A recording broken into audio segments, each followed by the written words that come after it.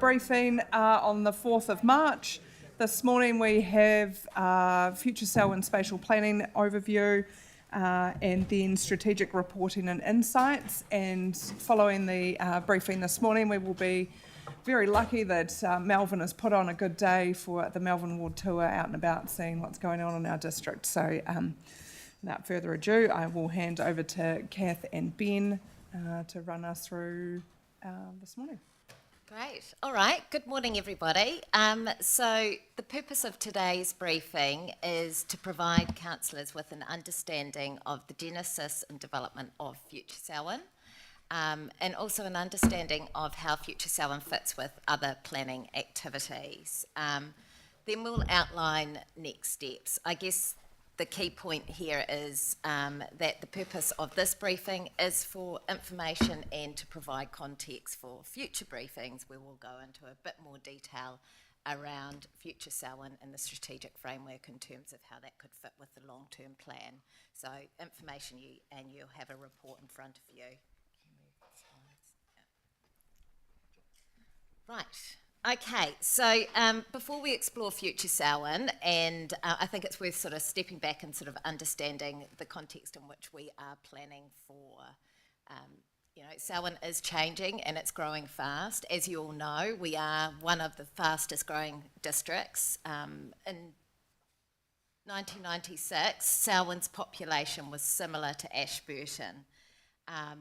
Current size, and fast forward today and we are more than double that and we are still growing. This growth brings both opportunities and challenges. With rapid population growth, that brings more demand for services, facilities and homes, and that puts pressure on our existing and planned infrastructure. Our communities are also changing. We have more residents who were born overseas now. We also have a younger demographic compared to the national average, noting that this is different across various parts of our district.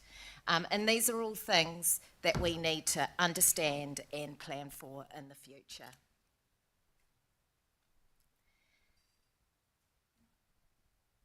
Right. To manage these opportunities and challenges, we need a really strong planning framework. So in front of you, you've got a bit of a diagram which shows how all the council documents connect and support each other.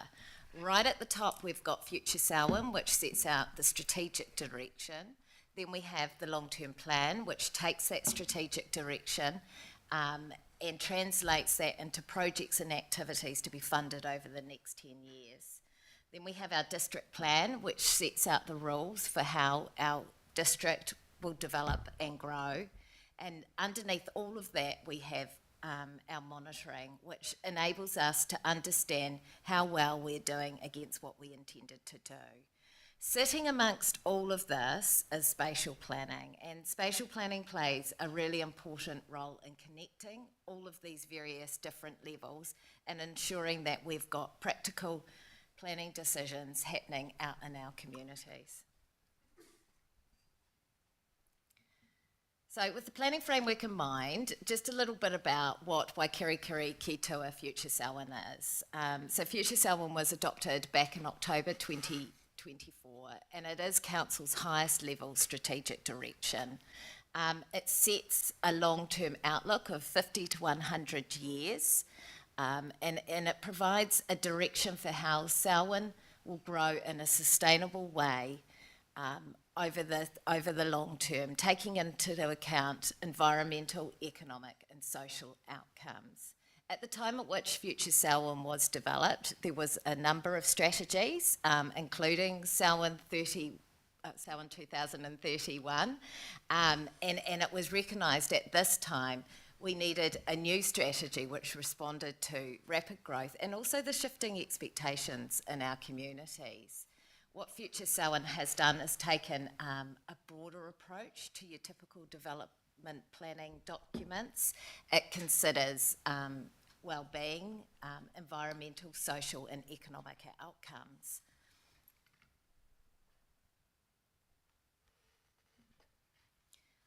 I'll just quickly touch on how in terms of the level of community input that was considered as part of development of future Selwyn. So over several years, insights from community engagement were considered and looked at and helped with the development of future Selwyn.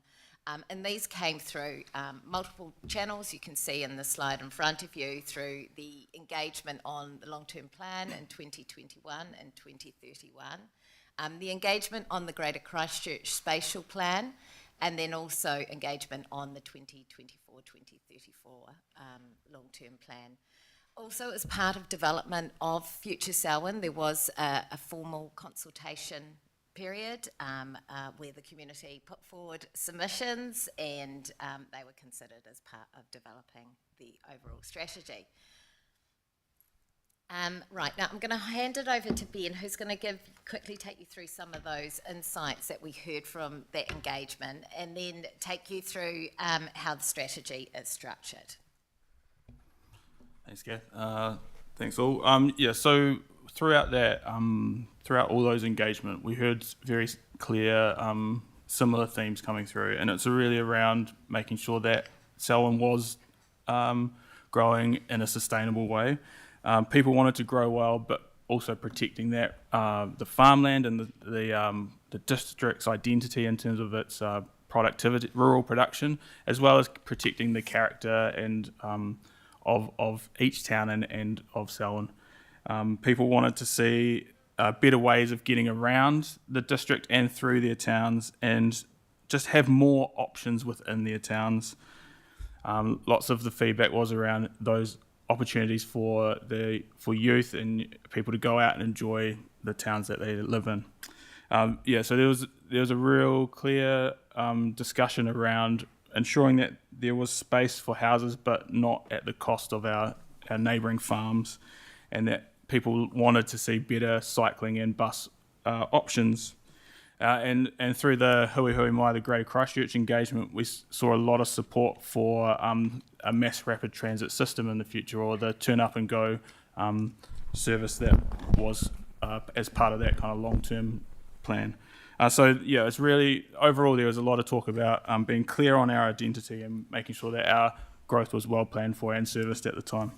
And so taking those ideas, we kind of build into what future Selwyn is. So that those things informs the development of the strategic framework here, which starts with the vision at the top. So that talks about livable, innovative and connected Waikiriki Selwyn. And so that the connectedness is talking about how people get around, and also talking about how the identity and the rural character is kind of reflected in our towns and spaces. And creating those opportunities for us to grow and become like a grown-up version of ourselves as we are now. So it then goes into the spirit of Selwyn, which tries to describe what that could look like. So rather than having a really long vision, we added this the spirit of Selwyn, which talks about what it would look like out in our towns and our rural areas in that kind of future that we're painting here. And so the outcomes underneath that build on that vision. So you'll see that they just start to describe what it would look like in the future, and then within that you start to get into some of the directions which start to outline the things that we need to do to achieve that. And so really the goal here is to not sort of be chasing or be reacting to how fast we are growing, and in fact start to put something out as our Southern Cross as a thing that leads us to a point that we can kind of aim towards. And so these are the four main outcomes within Future Selwyn. And so within the healthy and restored environment, there is an outcome around a rich and diverse land, and within that is a direction to protect our highly productive land. And so that's kind of taking the outcome we saw and the discussion we had and leading through to our directions. Within the sustainable connected urban form, there's a direction around sustainable transport, and then kind of how we can improve our connectivity within and between our towns. And so that's how kind of we build and cascade down through the vision to the outcomes and directions. also within Future Selwyn, there's an urban form direction, so that's trying to help shape how we can plan these urban areas into the future.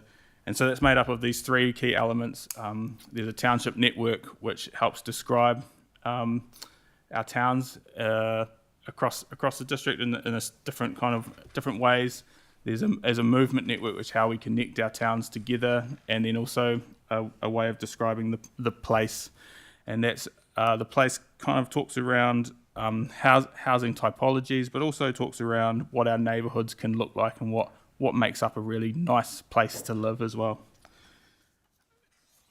And so this kind of comes together in the last element of the strategy, the strategic framework, which is this district picture. So here you can see the township networks across the district.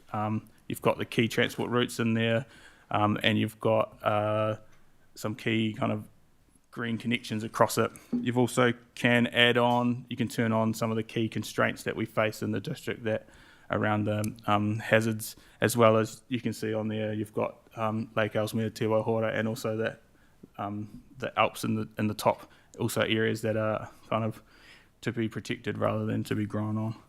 And so that's a nice spatial collection of the work of the strategy. So if you go online, you can look. There's 5 key parts to the strategy. So it works through just our context,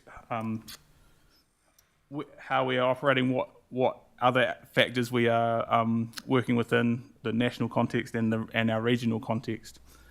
Then we explore all our opportunities through the environment, through access, through housing, through our economy and community, and through Te Ao Māori, and just to understand what is our context and opportunities within the district. And from that, combined with our kind of community feedback, you get to section 4, which is the strategy, which is the kind of the bit we sort of covered. And later this morning, we can talk through the monitoring element that's coming through there. So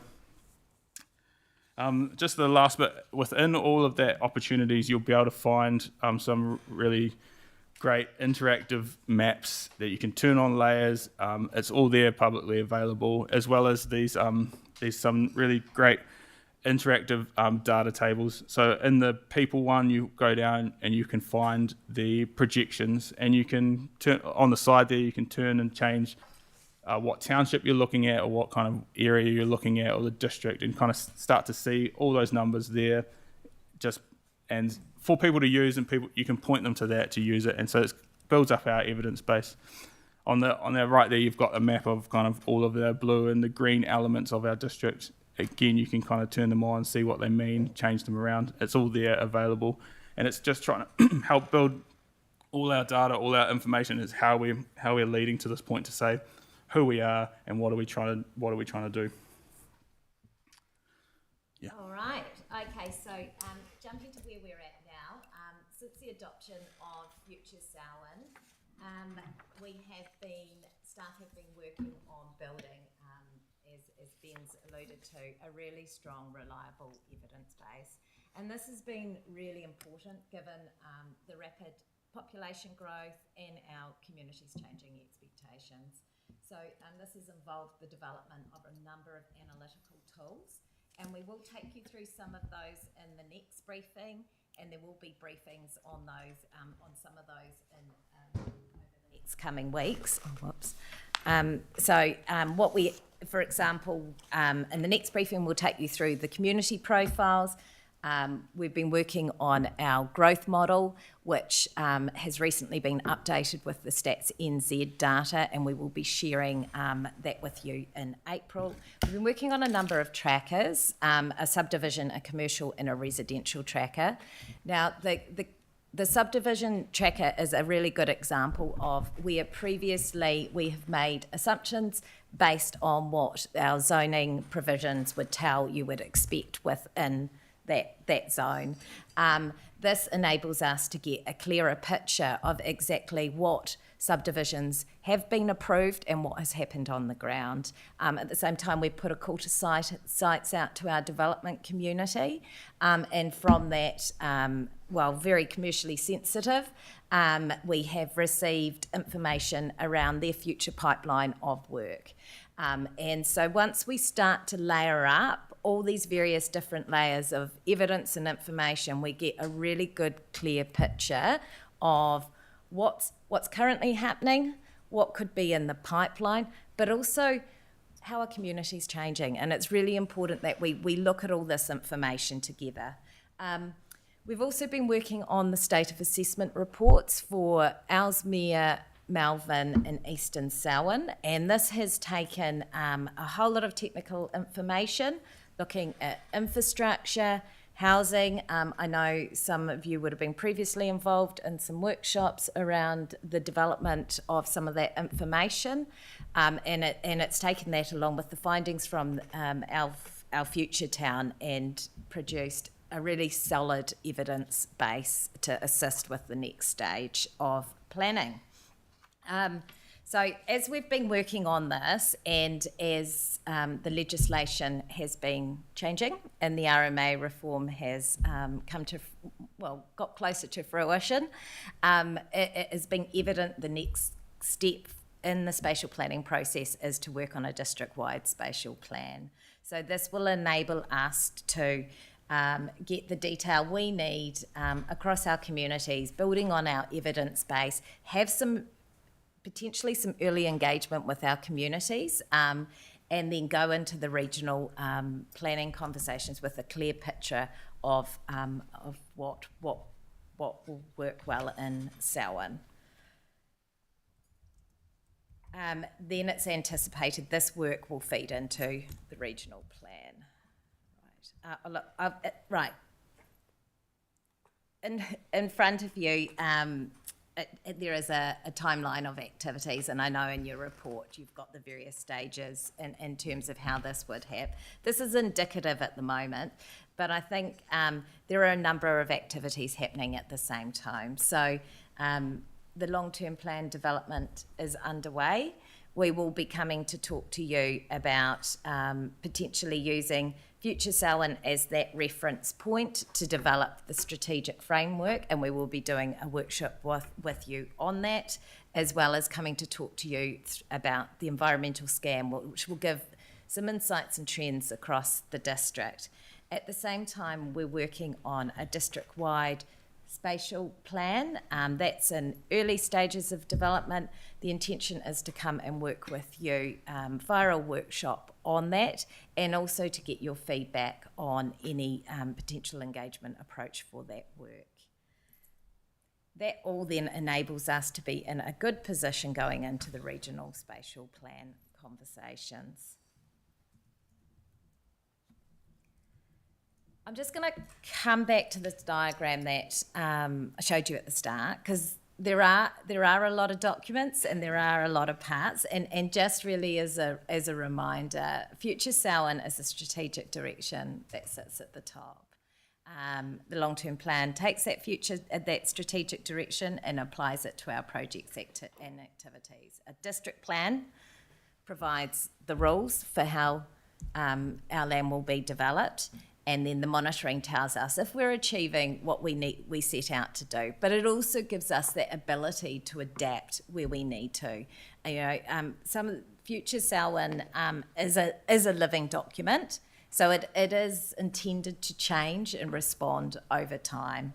And then, of course, spatial planning sits in the middle, and it connects the various layers and gives us those practical planning decisions to inform what's happening on the ground. Just really, as shown on the timeline slide, there are a number of activities happening in parallel which staff are working on, and we will be having further briefing on. So we will be holding a workshop with councillors in coming weeks on the development of the strategic framework for the long-term plan.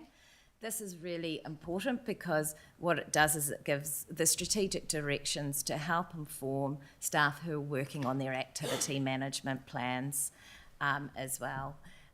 We'll be coming to workshop with councillors on a district-wide spatial plan to get your input into early stages of development of what that will look like, and to have discussions with you around potential engagement approaches and how that might work best with our communities. All of these insights and directions are going to inform the long-term plan, and we will be having a bit more of a detailed briefing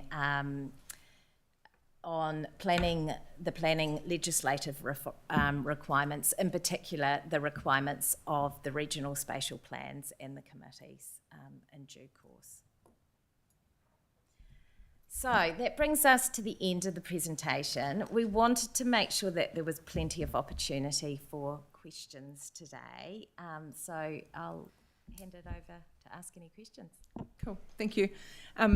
I think, and I had asked councillors to read Future Selwyn with the mindset of, is this us and is this right? And noting that maybe in the room, if councillors have lots of thoughts on that, I'm quite happy if we collate that and then we can actually feed that back in to you as well, but great to verbally talk about it too. And I think the thing that I look at this is noting that this is a strategy and a guide, but I also look at it as not policy, and that it doesn't need to be entirely stuck to, but it gives a guide of planning processes for this. And so some of it, and I don't want to get into wordsmithing here, but in my view, I think potentially there is an opportunity to shape this, and some of it is just around language and from deliver, provide to enable and support, and that feedback around everyone as well. But I also note the importance of the planning, the spatial plan for this district, and then actually what that does is gives a really good guide for us to take into that regional spatial planning conversation, because if I can step into that space with our thoughts as an organisation and district of actually what is important to our people in our community, it means that we have a real opportunity to shape this regional spatial plan with our thoughts, and noting that we are well ahead in process of spatial planning and district plans in the region. But I will go to questions and comments from people. I've got Elizabeth up first. Oh yeah, thank you for the presentation. So Lydia's covered off what my first question was going to be around a new council coming in and setting their eyes over it and potentially looking back at the core elements of the direction we want to travel. So that's fantastic. So strategic town, I just wanted a bit more direction on what you mean by strategic town. I'll pick up on the first bit of your question. So we will be coming and doing a workshop. Future Selwyn is very much a living document. It is the ability to change that. It was designed in that way, particularly given its long-term outlook. And so there will be a workshop where we will come in and have quite a sort of a hands-on in terms of working through that and looking at those directions, and you're obviously having the opportunity for you all to look at what works best. Yeah. Yeah, a strategic town in the network there's two towns, that's Leaston and Darfield, and so that was kind of recognising that they are for those communities, for the Ellesmere and Melbourne areas, that they are kind of those hubs for them, and so that's recognising that maybe not so much about what's there now, but kind of its role within its wider context. Yeah. Great. When we go out for consultation, and I just want to raise this point early, obviously I attended the GCP scenario, and with the feedback coming through, are we able to make sure that we get the townships identified when the feedback comes in, so it's pertinent to each individualised area? But also with GCP, there was an awful lot of people coming from Christchurch feeding into our GCP in Selwyn, so it didn't really reflect Selwyn's needs. So I would just like, again, if we've got outsiders feeding into it, that's identified in a separate way. We will bring the some proposals for engagement to you and work with you to get your expertise and insights on what has worked well in the district and what hasn't worked well. And so it will be, we won't go out with any engagement unless you have approved it. But what we would like to do is actually develop up that approach with you together. Yeah. Thank you. Yeah, I was just going to finish on that, is that, there's a bit of a change of that, actually. Engagement and consultation is actually to be owned by us as well. So it's a real partnership with community. Yeah. Yep. So same with annual plan, like these are we are going out to talk to community, and I guess my expectation is that councillors are involved in those conversations as well, and shaping that. Yeah. Ben. So some of the feedback we've received, especially for example in Greater Christchurch one, there was a breakdown by people that lived in Selwyn as well. So it's hard to kind of talk through all the different layers of, like, we had a general kind of summary, but we did receive the specifics Selwyn data as well. So we can get into who lived in Selwyn and provided that feedback, as well as our future Selwyn one and our future town one. We have it by town, and that's nicely summarised on the website as well. Yeah. Cool. Thank you, John. Yes, the people of Tawera, Melbourne, are looking forward to the updated version, and as it's a public document, on page 23 of the agenda, it was a little concerning to some people to see that the tour today is going to be very short because we've only got Darfeld and Kirwi. But I do note that the interactive map does provide a more descriptive option of places that are available to visit. So the point I'm making is that given the fact that people are being encouraged to be involved and read, so that when the further consultation occurs, they'll be providing informed input, can some thought be given to the message that it sends, for example, page 23 of the agenda? Yeah, that's probably just needs more context around it when you're looking at it. So that that movement network there is kind of like a long-term dream kind of public transport access thing, rather than kind of connecting all our towns as one thing. But the goal is that to make those maps online interactive, so you can zoom in and see your area and get that detail that you need. Because our district is so big, it's hard to kind of nicely put on a map. So that's why we've got to create these interactive ones. Yeah. But to your point, I think it is really important that everyone can see themselves in what we're doing, and no matter the size of the town. This isn't just about the towns the areas that are growing fast. This is about the whole district. And so I think particularly when we're going through that engagement approach, making sure that we are speaking to the whole district is really important. So thank you for picking that up. Yeah. Cool. Thank you. Are you good, John? John. Sorry. Thank you. Denise. This is a lot of work that you've done here, and I was involved in some of the community consultation coming up to this.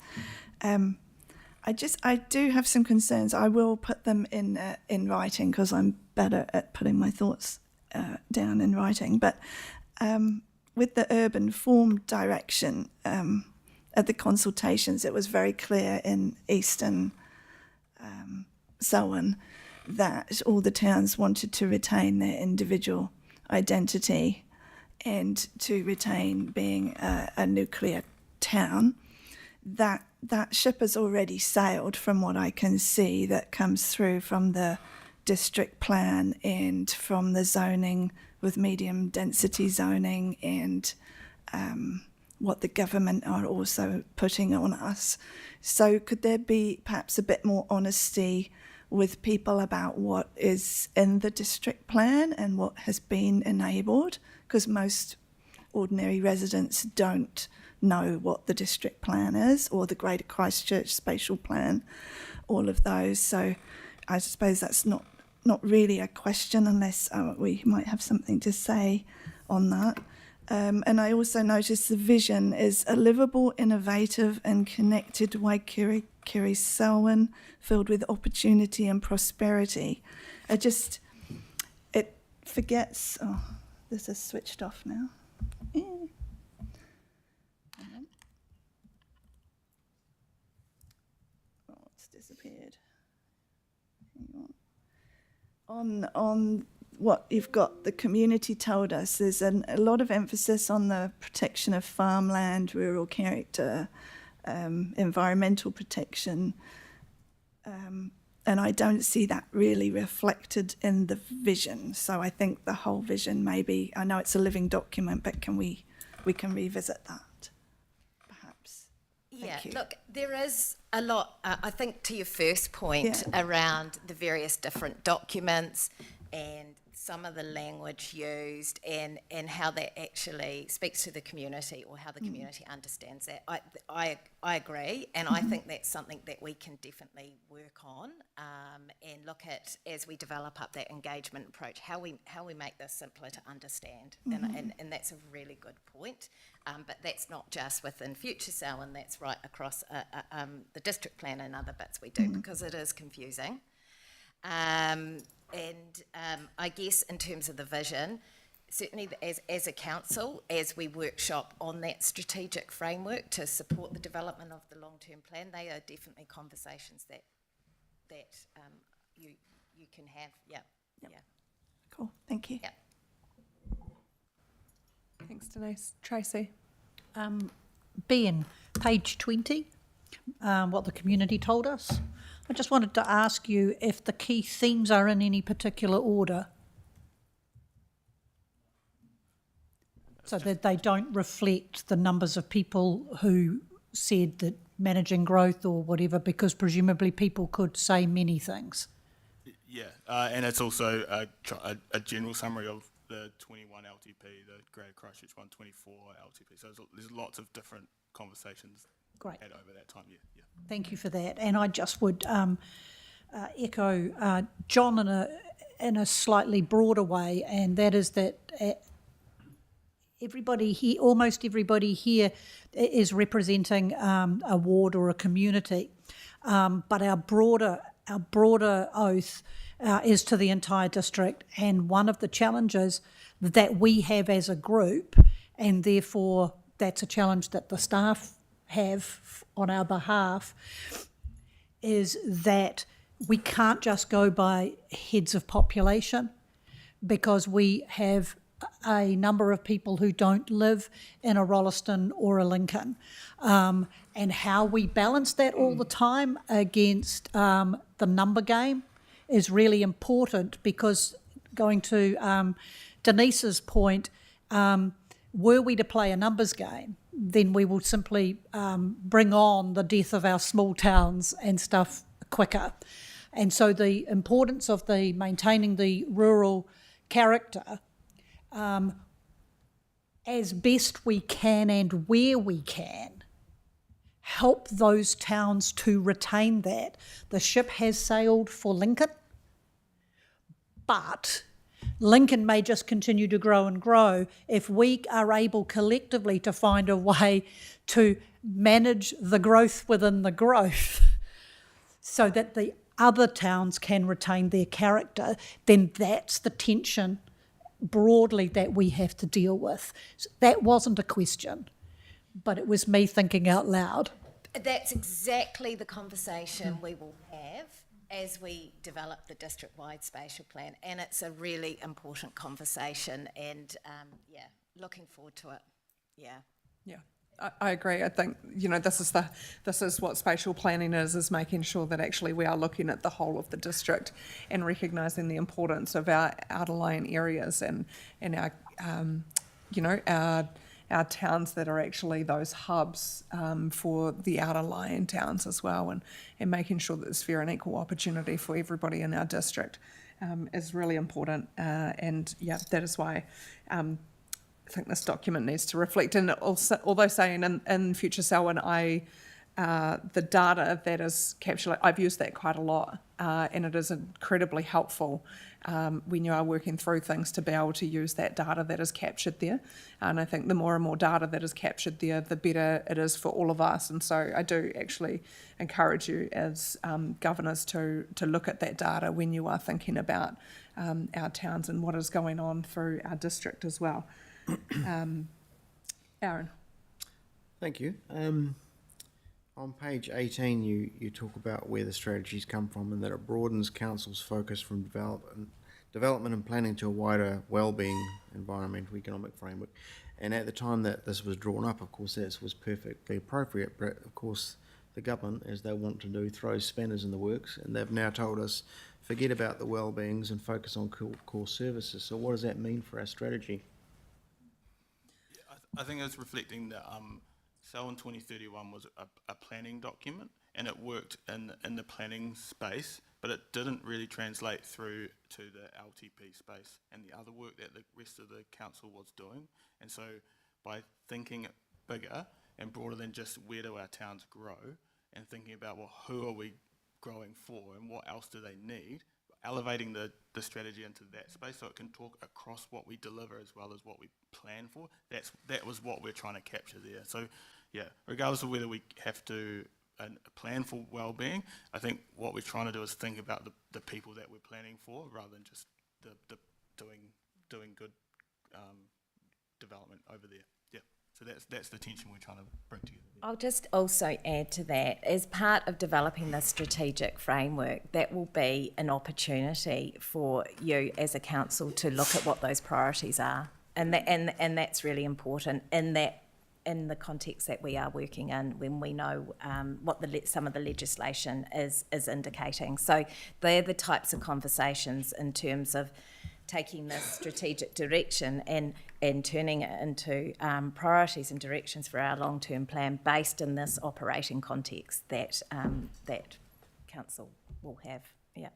Thank you. Next question. You probably can't answer it, but I'll say it anyway. So the community tell us they want to manage growth, which is completely understandable. But how do we really manage growth in a system that empowers private plan changes? And what levers do we still have to help shape the growth to align with our strategy?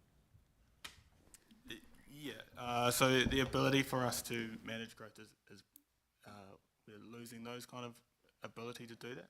But I think that the gap that we were trying to address with Future Selwyn was that when you have that private plan change conversation, rather than saying, actually, we don't kind of have a plan for some of these towns to grow beyond where they are because we haven't got that far through. We actually wanted to sort of put something down through those spatial plans to say, well, okay, you want to grow this way for this town, but actually we've all kind of set ourselves up to go over here instead. And so it's not a yes/no in that situation, but at least it has gives the planners a little bit more to sort of say, well, you actually have to say why this is wrong or better than the one that we're doing. It's not going to kind of come over and trump everything, but it just gives another conversation to have in those situations, and that's kind of what we're trying to do in the space of what the current kind of national operating environment. I'm also just going to call out the development intention mapping. So doing the call to sites has been a really important piece of work. So that gives us a sense of, even if that land isn't zoned for that purpose, what some of that, there has been a lot of recent land acquisition and particularly around the Rolleston area, and it gives us an indication what potentially could happen if, for example, some of the developers went down a different process to consenting. So having the ability to get that information, but also building those relationships is really important. So last week, meeting with the developer with a plan early on and looking at what they potentially might want to put in, and then having the conversations as part of our district-wide spatial plan to see are there ways that we can work together, because the direction that the regional spatial plan is taking us in is looking for how we work with central government, look across the region, and work with our development community, and that is really important. So the more opportunities we have to look at how we do that in a joined up way is going to be important with the changes in legislation. Yeah, thanks. That context's good, and I should probably say that I asked these questions not to diminish the work that you're doing, more to play devil's advocate to an extent. I think the other thing, Aaron, and sorry, just to chime in here a little bit, on the 18th of March, we also have a presentation from Bob Love's team around planning and legal frameworks in the RMA, and so what is this, what does it mean type scenario. So that'll, there's sort of like a rolling front of moving into spatial planning conversations. I guess the sort of parting thought is, I guess, that there's a risk when we prepare documents like that and we go out and ask the community what their aspirations are, is that the risk is that we end up telling people what they want to hear rather than what's actually grounded in reality. And that's the difficult path that you guys have got to lead us through, I guess. Thank you. Thanks, Aaron. Sarah? Morning. Thank you for this. I love a good strategy document. And I guess to your comment, Aaron, you know, it is difficult because it does need to stretch us. It needs to be visionary. And, you know, to be used as a North Star for the organisation, you know, when it's done well. I guess, and I like that it's a real reflection of our community's needs, because that does have to be obviously front and centre and, again, aspirational for them. I guess, you know, in terms of our circle of control, it sort of feels like it's diminished a bit. And whilst it's great to have these lofty ambitions for our community, the reality can be somewhat different. And so I guess it's about, you know, does it sort of have the teeth to truly support our direction? Is it robust enough? And, you know, it certainly seems like there is buy-in from all areas of the organisation. You know, there's obviously concern in how much compromise we need to make within it due to the various pressures. So I guess, when we say we work with developers, do we put this document in front of our developers so that they have a really clear idea of our ambition for the district and consider that within their planning and their work? Would be a first question. No, we haven't. It's a good point, and it's certainly something we can look to do. I think the conversations, the ones I have been party to, and there's others in the organisation who have having those conversations, are very much those early stage conversations more around sort of the process and how we could work together as part of a district-wide spatial plan. Yeah. But yeah, it is really important. It's really important that in working together that there are those same outcomes and that we are, It would seem that, you know, if it's it's a big piece of work and it's a robust and it's a strong piece of work, and I would have thought we've got a limited number of developers and we know them pretty well, and so getting their true buy-in to this direction for our community, their community, would be something I suspect some of them at least would want to support us in.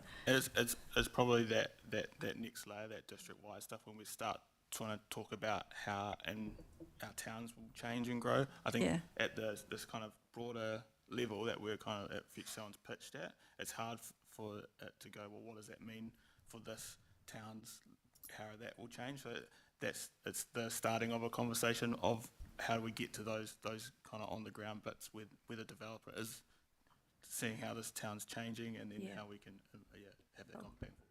And the other question, I guess, is back to Denise and Tracy's comment around retaining identity. Incredibly difficult. You know, how do we retain that sense of identity for Prebbleton when it's fundamentally, you know, it's a commuter town now. It's crazy. But so what does retaining character mean? What does it mean for this changing population? Because there are a lot of people who have moved here now who have no idea about what that meant 20 years ago. You know, their Lincoln is a different Lincoln. So getting to that answer would be really great for some of our smaller towns, you know, especially ones like Darfield, where we desperately want to retain that sense of identity for those towns. I'll just quickly give you a bit of a stat on that because it's a really key point, and we will talk about the quality of life survey, but 88% of residents see Selwyn as a great place to live, but only 62% feel happy with how Selwyn feels. So people value the services and amenities but don't necessarily have such a strong connection to place. And so we will talk about some of the insights that we in the next presentation, but yes.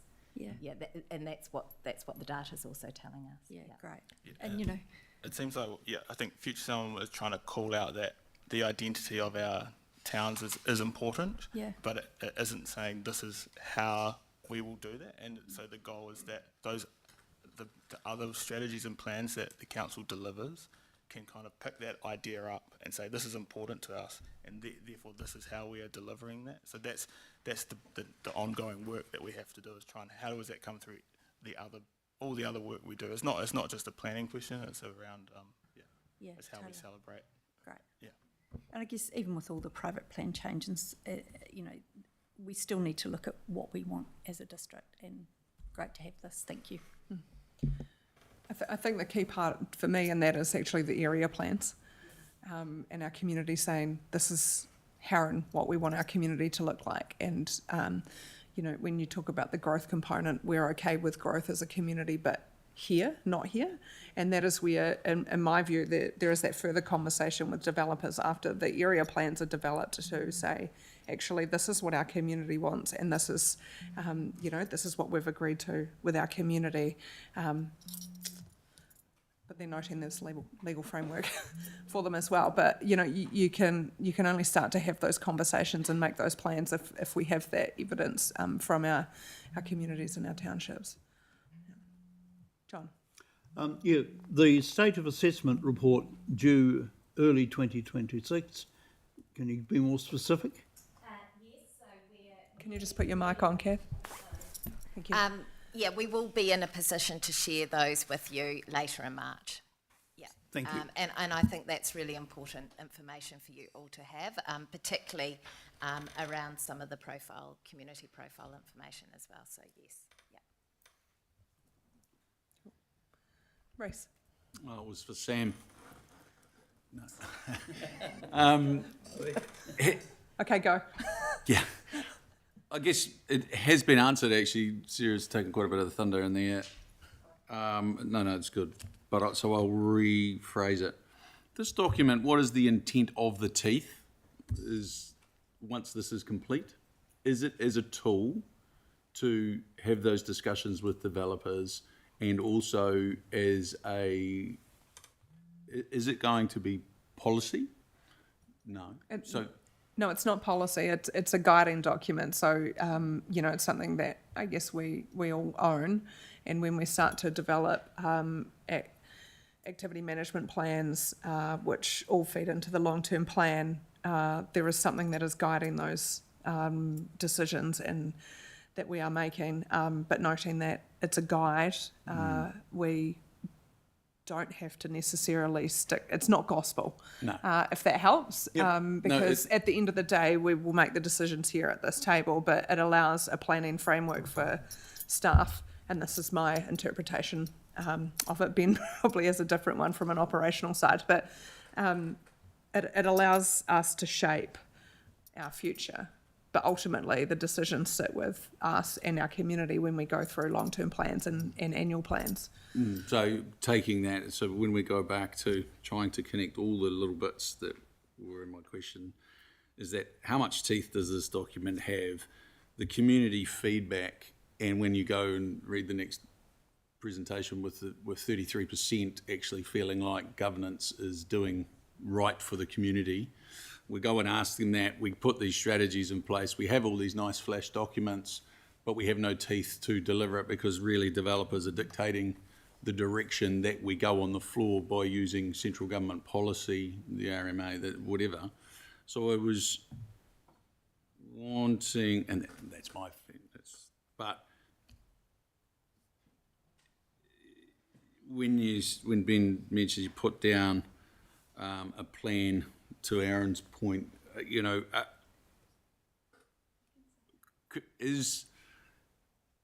well, I don't think we're going to win any more trust from this document because we're going to put something down, and I'm trying not to put a negative spin, but what I'm feeling like is if it doesn't have some sort of teeth to follow and we go to, and then we come back and we still can't make changes based on the guiding document, I think it's a great option, what Sarah said, to actually put this document in front of developers and say, please, can you try to work within these guidelines? This is what the community is wanting to buy, hear, see, smell, touch, and you will get more buy-in in your developments from this, more of a sales pitch along this strategy. And that's the piece of work that needs to happen. So this is relatively new, the future cell, and so there is all the actions that are falling out of that is, I think, great timing for us because we are part of those actions and setting that strategic direction.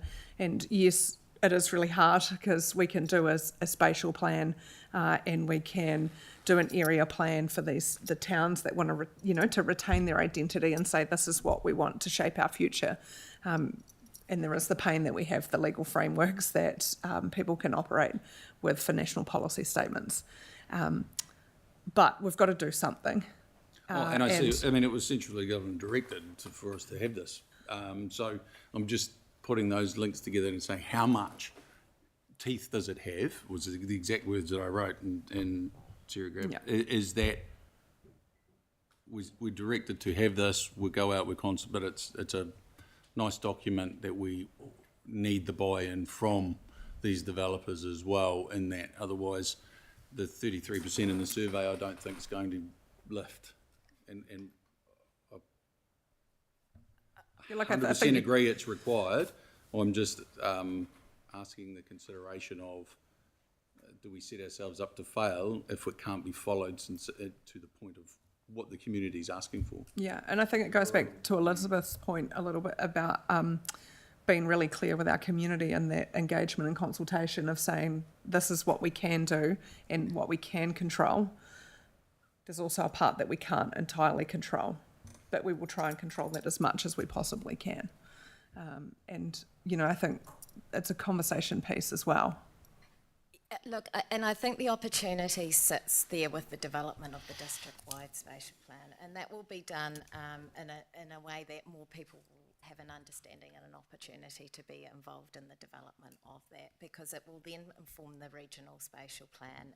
And when you look at the purpose and the intention of the regional spatial plan, that is about making investment decisions on infrastructure and other facilities over the next, I think it's got about a 30-year outlook, and that is where central government will be looking as well. So, that there's that added part.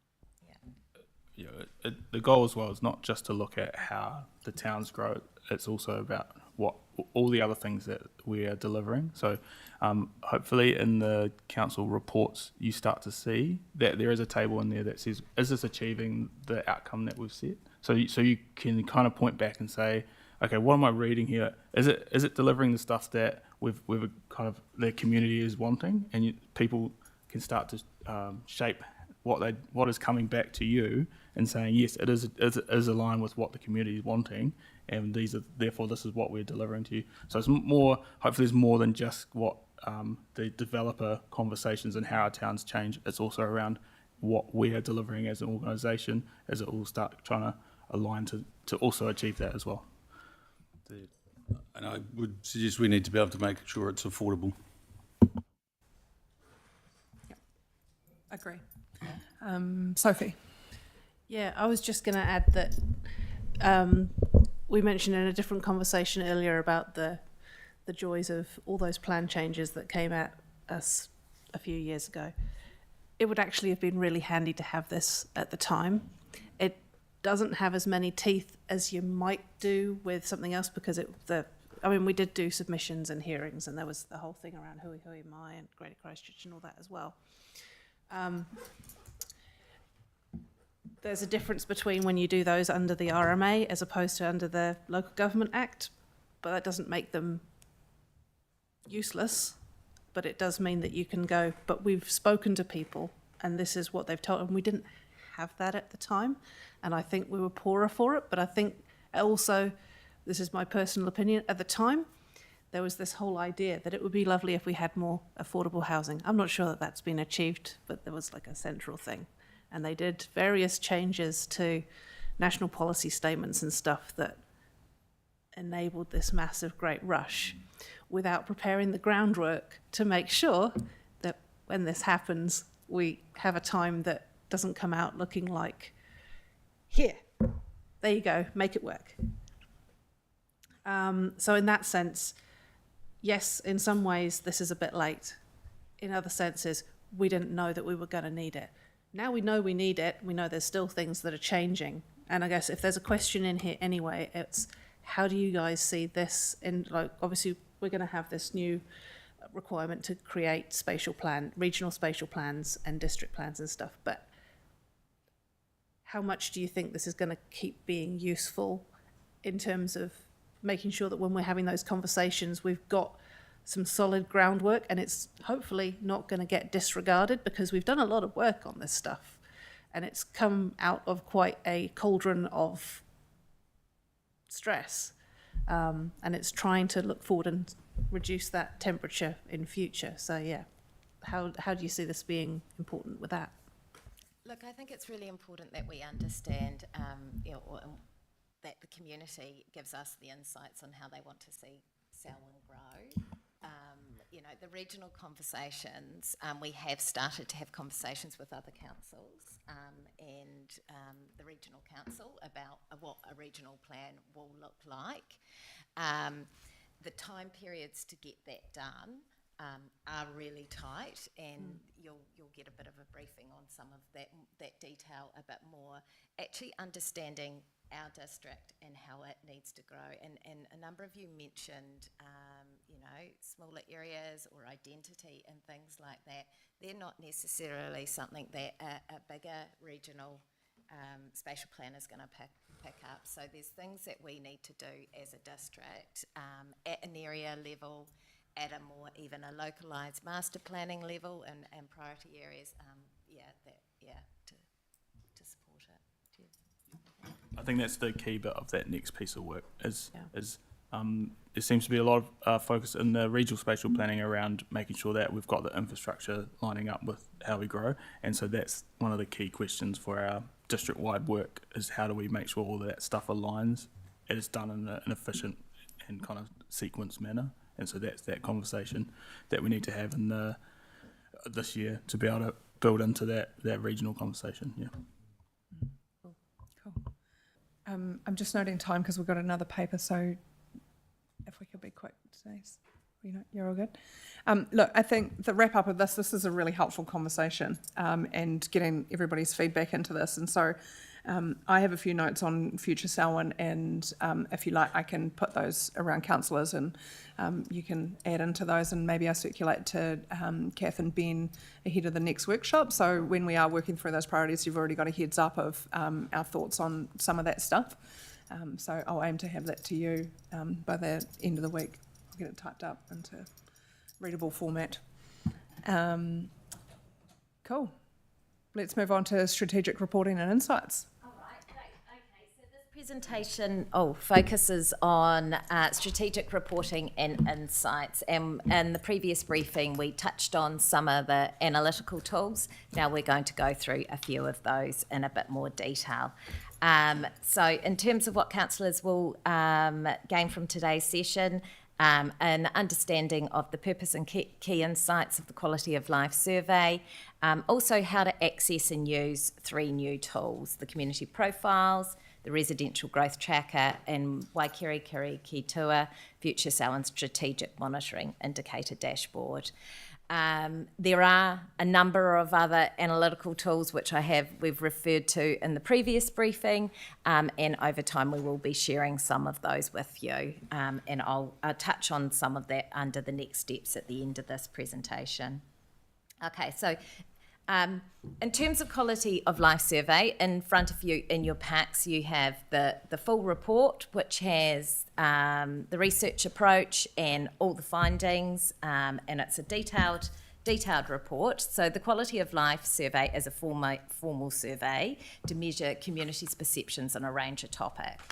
Samhain did its first survey in 2025, and that's the report that you have in front of you. The key thing is it provides a baseline measure of community wellbeing that can be tracked over time, and it really is looking at identifying that shifts in perception. So we're getting an understanding of what growth feels like for the people who are living through it. It is one sort of measure of data that we can use alongside others. So traditionally we look at GDP and population growth. This is now making sure we're also looking at some of those changing perceptions in our communities and considering that as part of all of our planning decisions. So to understand the results, it's really important we understand who took part in the survey. So we heard from 1,338 respondents. This was sort of split into 3 different groups. We took a youth sample, an adult representative sample, and then a general public sample. And so the idea was together in terms of doing the samples and then a general sample that we would get a cross-section representation. If you want more detail on that approach, you can refer to pages 20 and 23 in the attached report.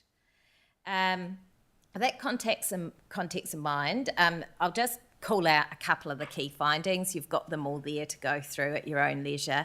I guess there are a few that stand out. 83% of residents rate their quality of life positively, and that really indicates strong wellbeing in our communities. Also, 88% say Samhain is a great place to live, and so that reinforces the district's strong lifestyle appeal. There's also some emerging issues there around transport and employment, and so when we start to look at this and when we're planning, it signals to us some of the areas we might need to also potentially be focusing on.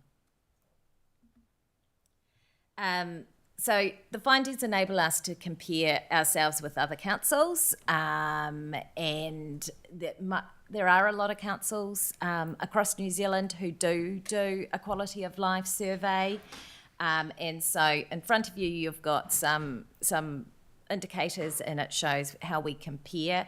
I'll just call out one of them, in particular the quality of life. You can see in Selwyn we've got 83%. Whereas compared to the average across the others who have taken the survey, that sits at 77%.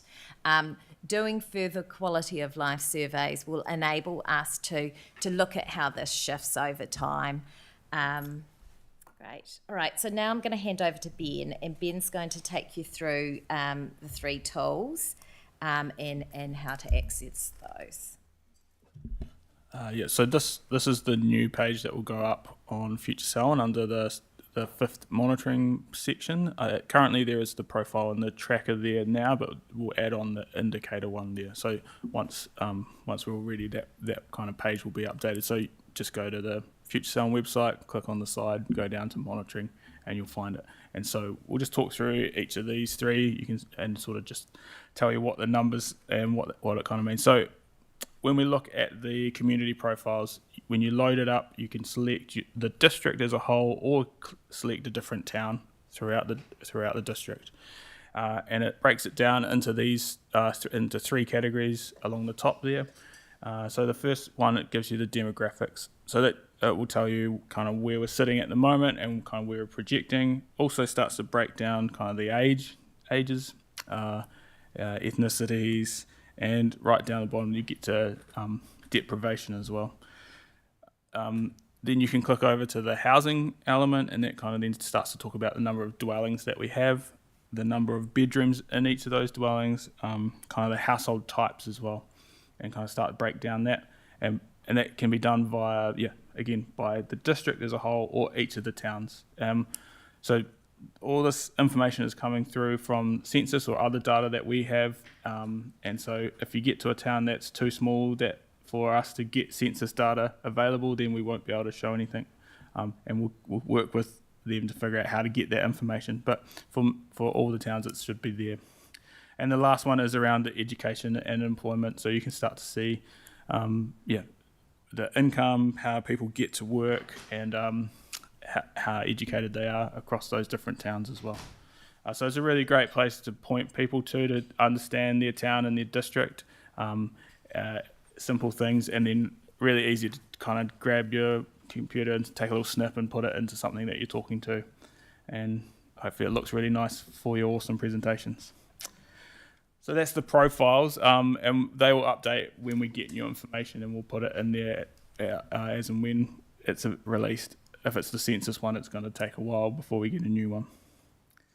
So the other tool in there is the residential growth tracker. So this looks at the residential building consent data that we have, and it gives it a spatial context as well. So along the top there, you can select what you're looking at. You can look at urban, rural, or specific towns, or as a whole. You can then look at different typologies and different years, and then it just shows over time the number of dwelling consented, the value of those dwellings consented, and the size of them. And so you can start to see what different towns, what's happening in each of the different towns, how they are changing over time as well. And so that's just all information straight out of the building consent data, just nicely presented in different spatial contexts, so you can look at your town or your area. Also in that, there's the HUD data, the housing urban development data that they release around total housing numbers, but that's just at a Selwyn context only. They don't do it to a smaller spatial layer. So that's at the bottom of there as well. So that's the two there that will just update as we go, as and when the data is released. So the final one is that strategic monitoring indicators. So this is a collection of those kind of indicators over the 4 outcomes in Future Selwyn. And so these are just those kind of benchmarks to see how well we are tracking towards achieving some of the outcomes there.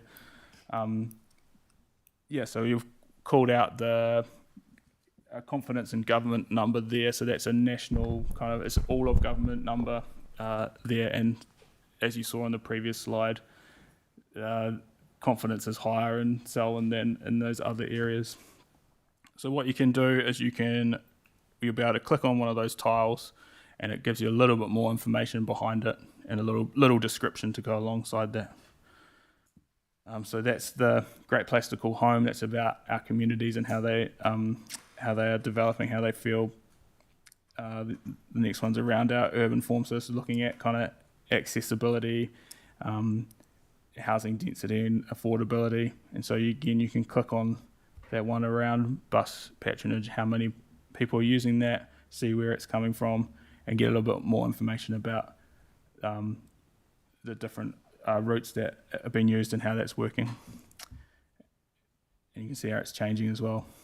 The other one around the environment, so we're looking at the canopy cover work, our riverways, and so you can then again click on that, get a little bit more information, see what that means. And the last one is the economy one. So yeah, it's got the emissions there, GDP, employment, and you can see our household employment, our household income compared to New Zealand, and start to make those comparisons. So that's what the indicators will do. We can talk through them later. But okay, all right. So in terms of next steps, as Ben's told you, this information is available online and you can access it.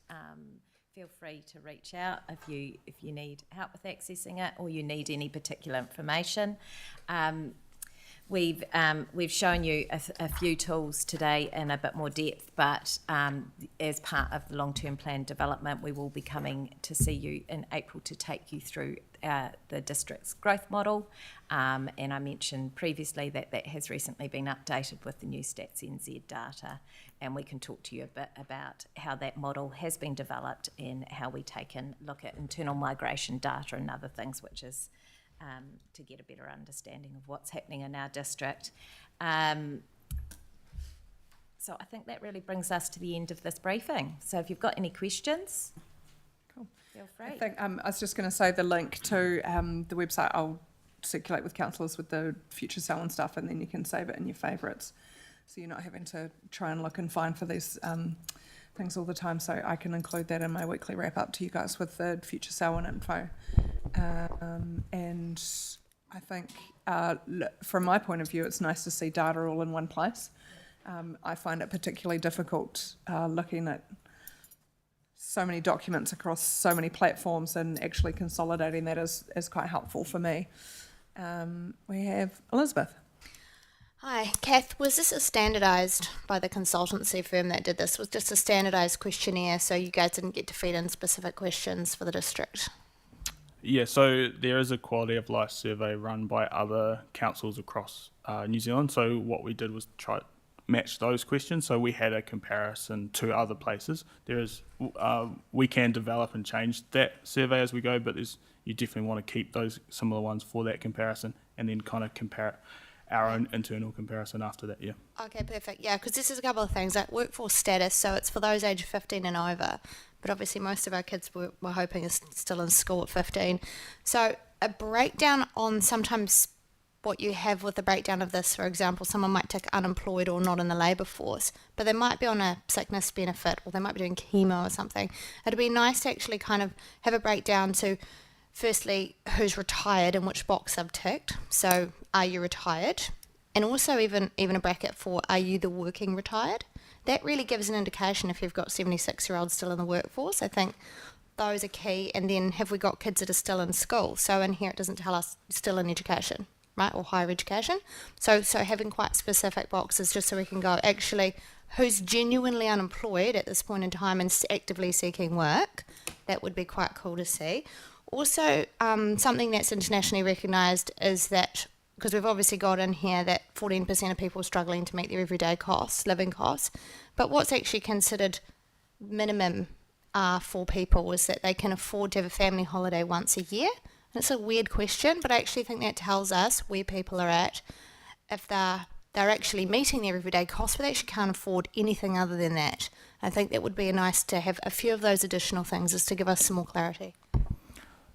Yeah, so the quality of life is around their perceptions of that. So it's not kind of asking those kind of really targeted questions about how much you may have. It's just how they are feeling about that, and do they feel like they have that kind of ability. So you can get other measures around unemployment that the Ministry of Business and Innovation does, but this is kind of getting us trying to understand how they're feeling about that, so we can compare the two. So you can see, yes, GDP is going up, but also there's a lot of people that are feeling like it's hard, and so you get those two comparisons. So it's trying to make sure that we are focusing on asking those perception questions here versus trying to find out those specific questions somewhere else as well. So, yeah. Thanks, Denise. Yeah, thanks. It's great to have the data. I noticed it was an external company that was used, and I think we used an external company for some of the My Future Town consultations. Is there any chance in the future we could do it internally? Do we have that capability to save some money on this? Yeah, so this is the first one we've done, so it's a learning chance for us as staff to figure out how to do this. But also they are quite time consuming, because it's not just asking anybody these questions. The goal is to make sure that the responses are broad enough and cover the right ages enough so that it's statistically significant. So you have to kind of start ringing and chasing different people to be able to build that kind of collection. So there's a lot of work to get the right survey sample there. But yeah, it would be great if we could do that ourselves. We can certainly explore those options. Okay. Yeah. Do you think that the 1,338 respondents is a good sample size? I think that's what they were aiming for in terms of trying to build that up. Yeah. Okay. They're things we can also feed into the next one. So when we get to the point of doing another survey, looking at any potential additional questions, sample size, approach, and get feedback on that. Yeah. And just bringing people's attention to page, I don't know what page it is, Intelligent, page 41.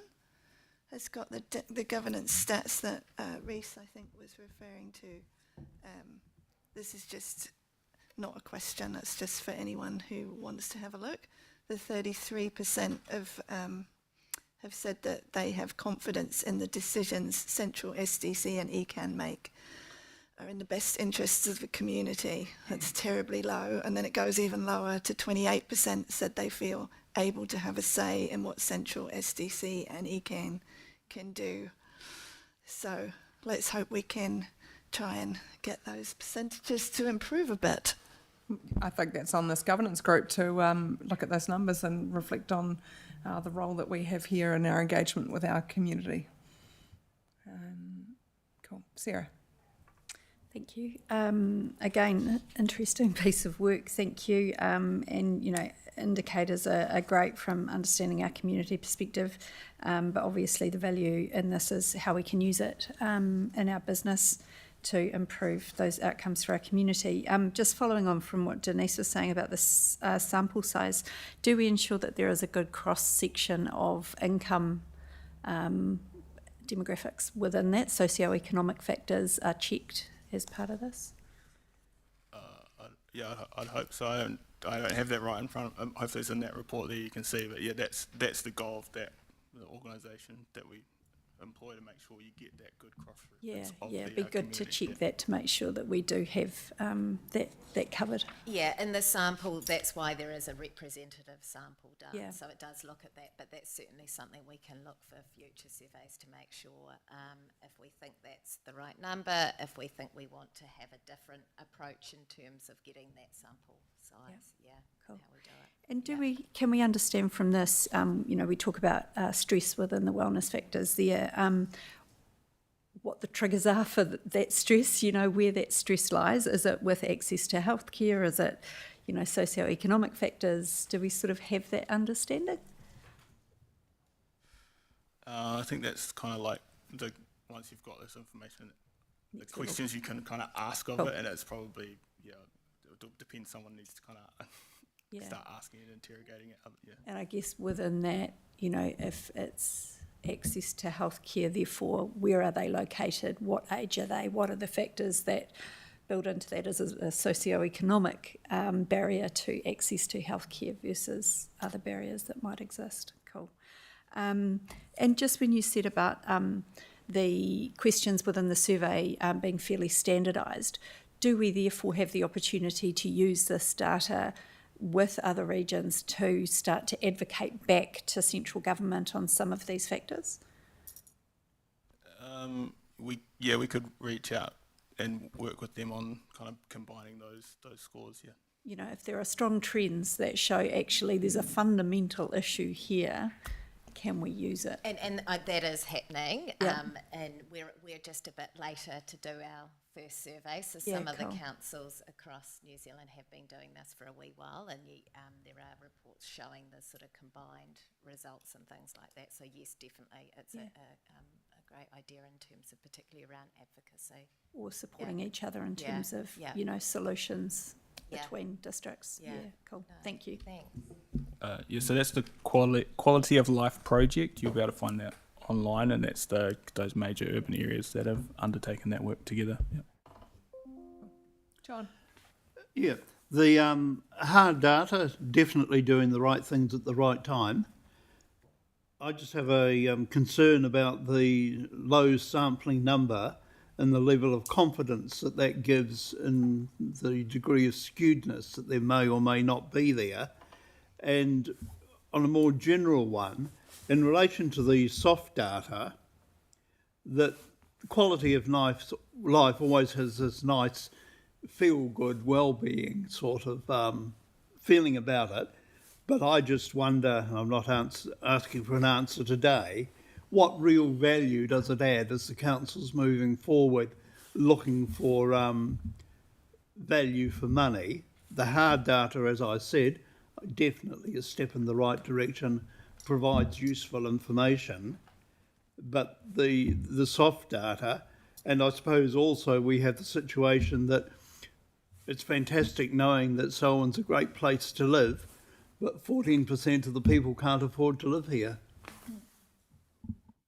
Yeah, I think that's the bit that we're trying to fill in that gap there. So you can, for example, you can measure the GDP, and we could say, hey, look, the GDP in Selwyn is going up. That's great, but actually, to be able to add in the how people are feeling and the pressures they are facing, that adds that kind of more colour to that story about, we're not just saying, yeah, we're growing. It's who is it impacting, how's it feeling, and that's why we set those outcomes to kind of include everything, not just that GDP goes up. It is about the people that live here. Yeah. Sophie? Yeah, thank you very much. And I'm trying to and keep it short because I'm aware we're supposed to be on a bus in about 8 minutes. So I actually really like that there's qualitative information as well as quantitative, because hard data's great, but it doesn't give you the story underneath, like you've been saying. So and it is hard to write a good qualitative survey. And I mean, I guess in terms of the sample size as well, like every time we see a poll on the news about where they think people are going to vote or whatever, they've usually got less than 1,000 or maybe exactly 1,000. Yeah. And then suddenly, apparently we're going to extrapolate that across the entire country. But yeah, you can never, there's always constraints to covering everybody. There is a question. You mentioned about the census, because obviously they're changing how they're doing the census and they're going to pull it all in from all these other surveys and stuff. And between those periods where they try to pull it together, is there enough access to things like the labour survey and whatnot to update some of those stats more regularly rather than waiting for however statistics figure out their conundrum? Yeah, I think there's going to be a definite gap with that, and that is going to fall to us to be able to upskill and find those things. So it is a challenge for all the councils, especially some of the smaller ones that don't have a massive kind of data mining team involved. So yeah, finding those things will be important, but hopefully those things are staying, we can find them, they're staying up to date, they're staying more relevant, because the census after 3 years or after a year for Selwyn is kind of a little bit out of date because of how fast it's changing. So yeah, that's something we'll have to explore, how we get that information, what stuff we're finding and getting access. Yeah. Agreed. I may have missed it, but how many did this survey go out to? 1,000. It didn't go out. It was they were like people were just contacted to make sure that we found the right sample size, so it wasn't just to all. So it didn't go to 85,000 people and 13,000 people responded. No, it wasn't about self-selection. It was around 1,300. It was 1,388, and there were three different. It went to a youth sample, an adult representative sample, and then general sample. Yeah. But if you read the stats and you actually do the math, there was 1,482 respondents in the ethnicity bracket. So it would be part of my question as well. So, but I mean, just coming back off what John said, and probably off future Selwyn as well, is like, are we drifting away from our core business with half of the stuff that's in here? And I sort of wonder how many full-time employees are being taken up with this here, consuming data that's already available in the district plan, that's already available elsewhere as well. And that's just my 2 cents worth on it, and we'll probably have this conversation, a further conversation around it. I mean, we do a survey and we worry about what people thinking about a growing district, but for years there was a sign on the main road that said Rolleston, town of the future. And it's like if they moved here, they knew the area was going to grow, and then they move here, and then they don't like living here because of the growth. So it's a great discussion to have. Sam. Thank you. The page 79, anger and intolerance. So that really sort of, there was some unsavoury stuff sort of in here, but that really jumped out at me that, kids are being persecuted over their religious beliefs, sexual orientation, physical or mental health, ethnicity, age and gender. I understand that, our youth are vulnerable, possibly more vulnerable than the other groups, but what would be the way we would remediate these, since it seems to be quite drastic across everything? Another point on the survey sample, it may be considered a small sample compared to the number of people, but did everybody here do the representative one? Because I didn't. I'll confess to that. I think that's the benefit of being able to ask these questions, that we this is information you can't get without kind of asking people how they are feeling in the district. We can kind of get the numbers about how it's changing quantifiably, but it's the numbers about how is that impacting them.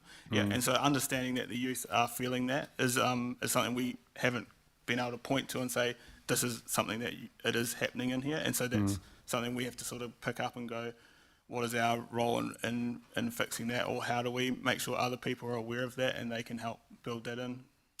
Would it look like engaging with the youth to say, how would we support you in these areas?